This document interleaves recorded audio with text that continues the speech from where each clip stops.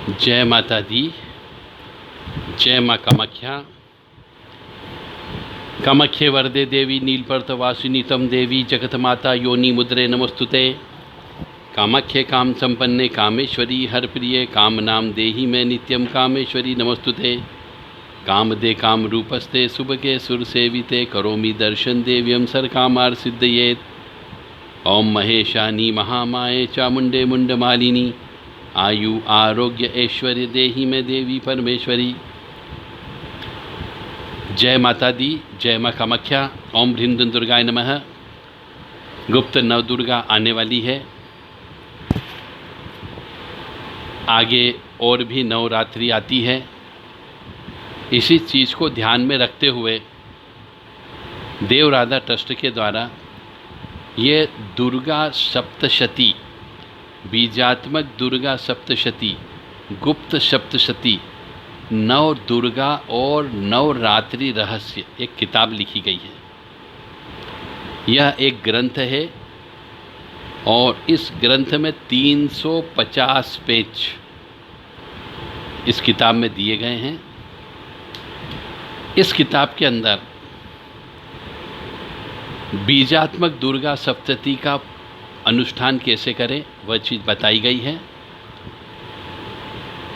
गुप्त सप्तशती क्या होती है, कैसे पाठ किया जाता है उसमें बताया गया है, इसका क्या विधान होता है, और नव दुर्गा और नवरात्रि को कैसे मनाना चाहिए, ज्वारे कैसे लगाना चाहिए, ये इस किताब के अंतर्गत हमने दिया है।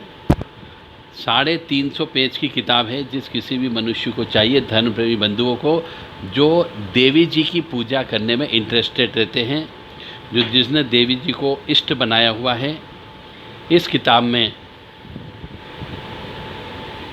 माँ भगवती जगत जननी का आह्वान कैसे करें ये हमने बताया हुआ है। जगत जननी माता जी की आरती कैसे करें वो इसमें है। नवरात्रि रहस्य बताया गया है। नवरात्रि में ज्योत का महत्व बताया है कि ज्योत क्यों जलाना चाहिए, और नवरात्रि में पहले दिन से लेकर के 9 दिन तक कौन कौन सी पूजा करना चाहिए, कौन कौन से कार्यक्रम करना चाहिए, वो इस किताब में लिखा हुआ है। नवरात्रि मनाते समय किन किन बातों का ध्यान रखना चाहिए, क्योंकि बहुत सी गलतियां साधक मनुष्य करता है और उसके बाद में उसको कष्ट की प्राप्ति होती है नवरात्रि निकलने के बाद में। तो वो गलती न हो ये किताब में बताया है। सूतक के नियम क्या होते हैं नवरात्रि में, पातक के नियम क्या होते हैं नवरात्रि में, यजमान के लिए क्या नियम होते हैं, और साधक को सिद्धि क्यों नहीं मिलती। नवरात्रि में कई नवरात्रि मना लेते हैं, भूखे रहते हैं, प्यासे रहते हैं, लौंग पर रहते हैं, फल फूल पर रहते हैं, परंतु सिद्धि प्राप्त नहीं होती। तो किन कारणों की वजह से सिद्धि प्राप्त नहीं होती वो हमने इस किताब के अंदर लिखा है। तो जो भी काली माँ का साधक है, दुर्गा जी का साधक है, शीतला माता का साधक है, बीजासन देवी का साधक है, उन साधक के लिए यह किताब एक मील का पत्थर साबित होगी कि नवरात्रि कैसे मनाना चाहिए, दुर्गा सप्तशती का पाठ कैसे करना चाहिए, कहाँ आप दुर्गा सप्तशती के पाठ में गलती करते हैं जिसकी वजह से आपको फल की प्राप्ति नहीं होती है। दुर्गा सप्तशती की साधना कैसे करना चाहिए, साधना क्यों करना चाहिए, और शक्ति साधना करने के क्या नियम होते हैं, किन किन गलती की वजह से आप दरिद्री हो जाते हो, माँ की कृपा प्राप्ति के कौन से सरल उपाय हैं, और मासिक धर्म यदि 20 नवरात्रि में स्त्रियों को हो जाता है तो उसके क्या नियम हैं, नवरात्रि में स्त्रियों के लिए क्या नियम है, दुर्गा शब्द का अर्थ क्या होता है वास्तव में, देवी जी हमेशा अस्त्र शस्त्र से ही क्यों मारती है, देवी जी को आद्य शक्ति क्यों कहा जाता है, और हमारे यहाँ पे जो साधक लोग होते हैं उनको देवी देवता के दर्शन क्यों नहीं होते। माँ दुर्गा जी के जन्म की कथा, 10 महाविद्या कैसे प्रकट हुई ये हमने इस किताब के अंदर बताया है। नव दुर्गा के पूजन अर्चन की पूरी जानकारी इसके अंतर्गत दी है। नवरात्रि कितने प्रकार की होती है यह किताब के अंदर बताई है। है ना। एक तरीके से यह किताब पूरे 350 पेज का एक ग्रंथ है, जो आपकी हर देवी जी की साधना से संबंधित हर समस्या का उत्तर इस किताब के अंदर लिखा हुआ है। नवरात्रि कितने प्रकार की होती है, बहुत से मनुष्यों को मालूम ही नहीं कि एक साल में 4 नवरात्रि आती है, 2 गुप्त नवरात्रि, 2 वैसी नवरात्रि, तो कब कब आती है वो इस किताब के अंतर्गत हमने लिखा हुआ है। और नवरात्रि क्यों मनाते हैं, 9 देवियों के 9 रूप क्या हैं, कौन कौन से, उन्हें कैसे प्रसन्न किया जाए, घट स्थापना क्यों की जाती है, और सभी 9 देवियों के बारे में पूरी जानकारी दी गई है कि चैत नवरात्रि कैसे मनाना चाहिए। कालरात्रि देवी, ब्रह्मचारिणी, चंद्रघंटेति, कात्यायनी देवी, महागौरी देवी, सिद्धदात्री देवी, इन सब के बारे में संक्षिप्त जानकारी दी गई है कि इनका नाम ये क्यों पड़ा। 9 दुर्गा की आराधना कैसे करना चाहिए, नवरात्रि दिनों में शक्ति उपासना का पर्व क्यों बोला जाता है, नवरात्रि में पूजन अर्चन कैसे करना चाहिए, नवरात्रि में जो 9 दिन होते हैं उनमें 3-3 दिन का जो भाग होता है उनको कैसे मानना चाहिए और क्या क्या करना चाहिए, बलि कब देना चाहिए, नवरात्रि का अर्थ क्या है, घट स्थापना का आध्यात्मिक रहस्य क्या है। और हम देखते हैं काली माँ की मूर्ति बड़ी भयानक बनाई जाती है, मुंडमाला लटकाई जाती है, जीभ बाहर निकली हुई रहती है, खून लगा हुआ रहता है। तो ये काली माँ की मूर्ति इतनी भयानक क्यों, इसका भी वर्णन हमने इस किताब के अंतर्गत लिखा था कि आपको ज्ञान हो सके, आध्यात्मिक ज्ञान हो सके कि हर क्यों शब्द का उत्तर इस किताब में आपको मिलेगा। चंडमुंड का वध व रक्तबीज का वध का मतलब क्या हुआ, महिषासुर का वध का मतलब क्या है, और काली माँ ने शिव जी के ऊपर जो पैर रखा था तो पैर क्यों रखा, और पैर रखने के से क्या हुआ। फिर दुर्गा सप्तशती के प्रथम अध्याय का पाठ करने से आपको क्या प्राप्त होता है, दूसरे अध्याय का पाठ करने से आपको क्या प्राप्त होता है, नवरात्रि में कौन कौन सा नैवेद्य लगाना चाहिए, और किस देवी जी की पूजा करने से क्या क्या प्राप्त होता है, स्वाहा देवी कौन होती है, अपन मंत्र में स्वाहा क्यों बोलते हैं, सुधा नाम की देवी कौन है, दक्षिणा देवी कौन है, षष्ठी देवी कौन है, ब्राह्मणी देवी के बारे में बताया, महाअष्टमी क्यों बोलते, अष्टमी तो है पर उसे महा क्यों बोलते हैं, वो भी कारण हमने इसमें बताया है। दुर्गा जी के 9 रूप की कथा बताई है, 64 योगिनियों के नाम बताए हैं, जो 64 योगिनियाँ अलग अलग होती है। कच्चे मसान की 64 योगिनी अलग होती है, पक्के मसान की 64 योगिनी अलग होती है, वृक्षों की योगिनियाँ अलग होती है। तो इन योगिनियों के नाम भी इस किताब के अंतर्गत आपको दिए गए हैं। 5 प्रकार की 64 योगिनियाँ होती हैं, 5 प्रकार की 64 योगिनियों के नाम इस किताब के अंतर्गत हमने दिए हैं। महादुर्गा मंत्र भी इसमें दिया गया है। एक तो दुर्गा जी का मंत्र जिसको नवाण मंत्र बोलते हैं, और एक बोलते हैं ओम ह्रीम दुर्गाय नमः। उसके अलावा एक महादुर्गा मंत्र होता है, वो मंत्र बहुत कम किताबों में उपलब्ध है, वो मंत्र भी हमने इस किताब के अंदर शामिल किया है। षोडश मातृका के कौन से मंत्र होते हैं, कौन से नाम होते हैं, सप्तघत मातृका कौन कौन होती है, और इनकी पूजा करना क्यों जरूरी होता है, क्योंकि इनकी पूजा नहीं करोगे तब तक आपको सिद्धि प्राप्त नहीं हो सकती, आपकी पूजा सफल नहीं हो सकती, क्योंकि देवी जी सभी देवियों की एक साथ पूजा करना होती है नवरात्रि में। और यदि आपने इनमें से कुछ देवियों को छोड़ दिया, उनकी पूजन अर्चन नहीं की, उनकी पीठ पूजन नहीं की, तो भी आपको साधना में सफलता प्राप्त नहीं होती। आप जिस कार्य के लिए शतचंडी यज्ञ कर रहे हैं वो पूर्ण नहीं होता है। तो लोकपाल क्या होते हैं, पंच लोकपाल क्या होते हैं, 10 दिक्पाल क्या होते हैं, गौरी तिलक मंडल क्या होता है, लिंग तो भक्त मंडल देवता क्या होते हैं, आदि देवता क्या होते हैं, प्रत्यादि देवता क्या होते हैं, दुर्गा जी के 32 नाम कौन कौन से होते हैं, 32 नाम से आप क्या क्या चीज़ प्राप्त कर सकते हो। इस तरीके से इस किताब में 350 पेज की किताब है, और इस किताब में दुर्गा जी से संबंधित बहुत बारीक बारीक आपके प्रश्न, बहुत छोटे छोटे प्रश्न जो कि आपको कई दूसरी किताबों में उपलब्ध नहीं है, वह हमने इस किताब के अंतर्गत लिखे हैं। और नवरात्रि कैसे मनाना चाहिए, नवरात्रि के बारे में भी बहुत बारीक बारीक जानकारी इसके अंतर्गत दी है। नव दुर्गा अलग है, नवरात्रि अलग है, और नवरात्रि ही क्यों है, 9 दिन क्यों नहीं बोला जाता है, इसका भी स्पष्टीकरण इस किताब के अंतर्गत दिया गया है। देव्यर शीर्षम का हम पाठ करते हैं, कुंजी का स्तोत्र का पाठ करते हैं, तो इनका पाठ करने का क्या विधान है। बहुत से मनुष्य भटकते हैं परंतु किताब नहीं खरीदते हैं। तो और दूसरी बात है, जो साधक लोग होते हैं वो साधक गुरु से ज्ञान फ्री में लेना चाहते हैं। क्यों फ्री में ले? आपको गुरु दोष लगता है। फ्री में ज्ञान लेने से गुरु दोष लगता है, फिर उस गुरु का जो ज्ञान प्राप्त होता है फ्री वाला, वो आपके लिए फलित नहीं होता, इसलिए भी साधना में सफलता नहीं मिलती है। तो इस बाबत भी इस किताब के अंतर्गत लिखा है।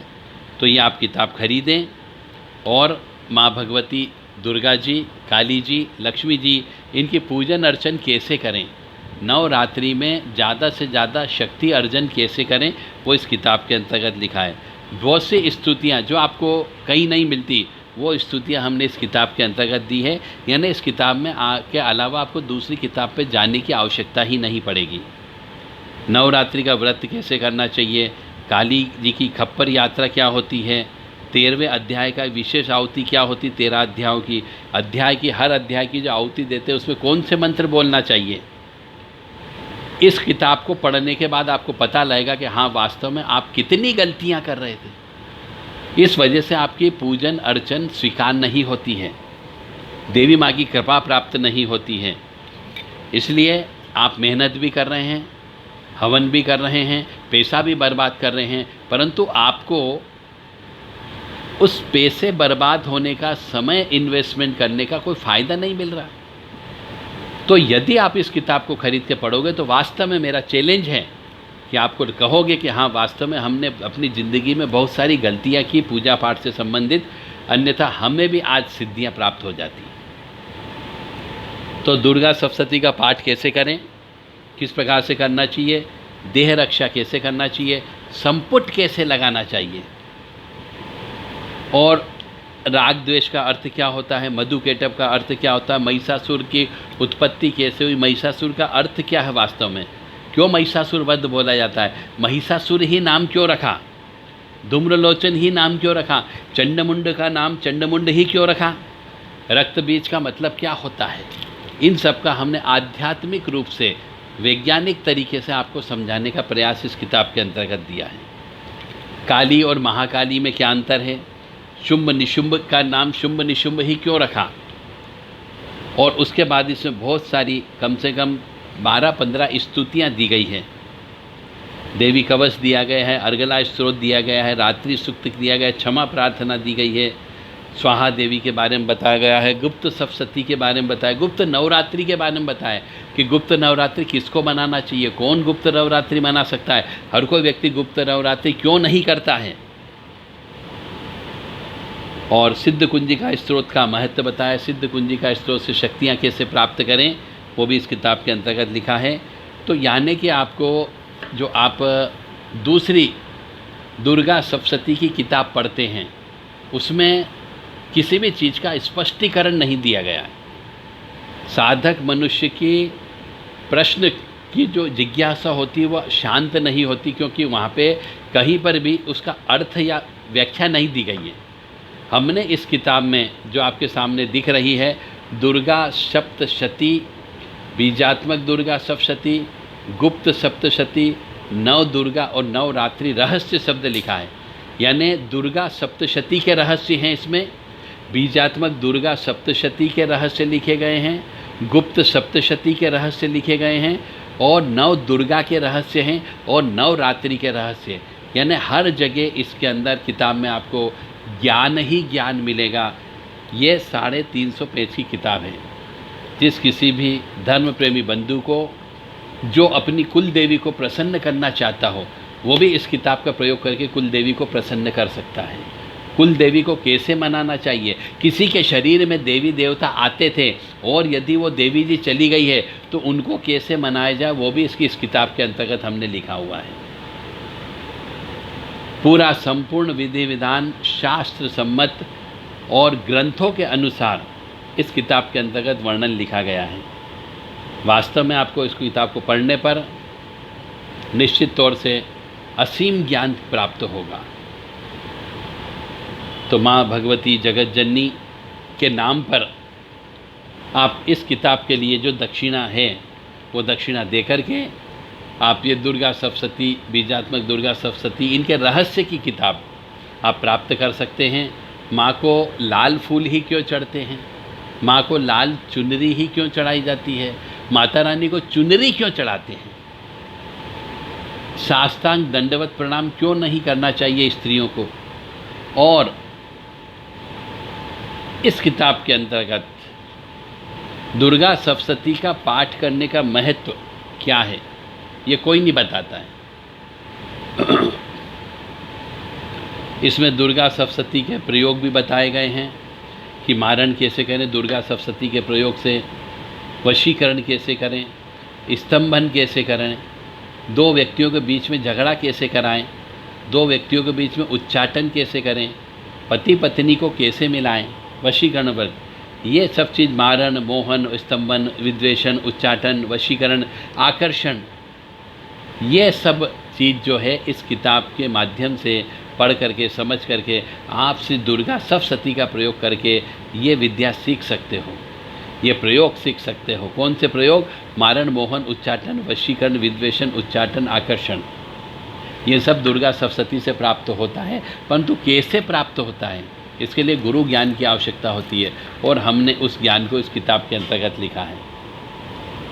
यदि आप चाहें तो इस किताब को पढ़ करके आप अपने ज्ञान के चक्षु खोल सकते हो, अपने ज्ञान को बढ़ा सकते हो और माँ भगवती के नज़दीक जा सकते हो। अब आपकी इच्छा है, हमने तो अपना उद्देश्य बता दिया कि यह ज्ञान अधिक से अधिक व्यक्तियों तक पहुँचे, क्योंकि हम YouTube के माध्यम से जो ज्ञान दे रहे हैं उसकी भी एक सीमा है। हम पूरा ज्ञान आपको नहीं दे पाते क्योंकि बहुत सा ज्ञान छूट जाता है, क्योंकि समय की कमी होती है। ज़्यादा बड़ा यदि हमने ऑडियो वीडियो बना लिया तो व्यक्ति पूरा सुनता भी नहीं और अधूरा ज्ञान लेता है। इसलिए हमने उस ज्ञान को इस किताब के रूप में परिवर्तन किया है कि आपको ज्ञान मिल जाए। और फिर भी किताब लेने के बाद भी यदि आपको किसी चीज़ की शंका, कुशंका हो, इस किताब के बारे में कोई चीज़ समझ में नहीं आ रही हो, तो हमसे संपर्क कर सकते हैं, हम उसका स्पष्टीकरण आपको अवश्य देंगे। जय माता दी, जय माँ कामाख्या। और यदि किसी मनुष्य को, धर्म प्रेमी बंधु को दुर्गा सप्तशती पढ़ना सीखना हो, बीजात्मक दुर्गा सप्तशती पढ़ना सीखना हो और देवी जी के बारे में रहस्यमय ज्ञान प्रैक्टिकल रूप से लेना हो, तो हमारे आश्रम में आकर के देव राधा ट्रस्ट से संपर्क करके ये चीज़ें आप पढ़ना भी सीख सकते हो, उसका प्रयोग करना भी आप सीख सकते हो और परोपकार करना भी सीख सकते हो। देव राधा ट्रस्ट के आश्रम में रहने, खाने पीने की व्यवस्था है, आपको कहीं पे बाहर जाने की ज़रूरत नहीं है, और वहीं पर रह कर के आप ये दुर्गा सप्तशती का पाठ करना भी सीख सकते हैं, मंत्रों को बोलना भी सीख सकते हो, दुर्गा सप्तशती का हवन करना भी सीख सकते हो कि किस प्रकार से दुर्गा सप्तशती का हवन करना चाहिए। क्योंकि यह हवन बड़ा हवन होता है, 2-2.25 घंटे, 2.5 घंटे तक इसको लगता है। तो इसको हवन करने का भी एक विधान है कि किस मंत्र पर कौन सी आहुति देना चाहिए, और हर अध्याय के बाद में उस अध्याय की जो पूर्णाहुति होती है उसमें कौन कौन सा सामान लगता है, वो भी इस किताब के अंतर्गत हमने दिया गया है। तो दुर्गा सप्तशती जो किताब आप दूसरी किताबें बाज़ार में पढ़ते हो, उसमें कोई भी स्पष्टीकरण, एक्सप्लेनेटरी नोट नहीं होता है, कोई व्याख्या नहीं होती है। इस किताब में हमने हर चीज़ की व्याख्या दी है कि दुर्गा जी है तो दुर्गा शब्द क्यों लिखा गया है, महिषासुर है तो महिषासुर का मतलब क्या हुआ, यदि चंडमुंड शब्द लिखा है तो चंडमुंड क्या है, और मनुष्य के शरीर में जो 10 विकार हैं, उन 10 विकार ही माता भगवती ने इन राक्षसों के रूप में उनका संहार किया है। तो जो व्यक्ति माँ भगवती दुर्गा जी की उपासना करता है नवरात्रि में, गुप्त नवरात्रि में, उसके वो 10 विकार माता भगवती नाश कर देती है। तो वो कैसे नाश करती है वो हमने इस किताब के अंतर्गत लिखा है। तो जय माता दी, जय माँ कामाख्या, माँ भगवती जगत जननी आदिशक्ति भवानी आपको सुखी रखे, स्वस्थ रखे, प्रसन्न रखे और सुख दे, समृद्धि दे और शांति प्रदान करें। जय माता दी, जय माँ कामाख्या।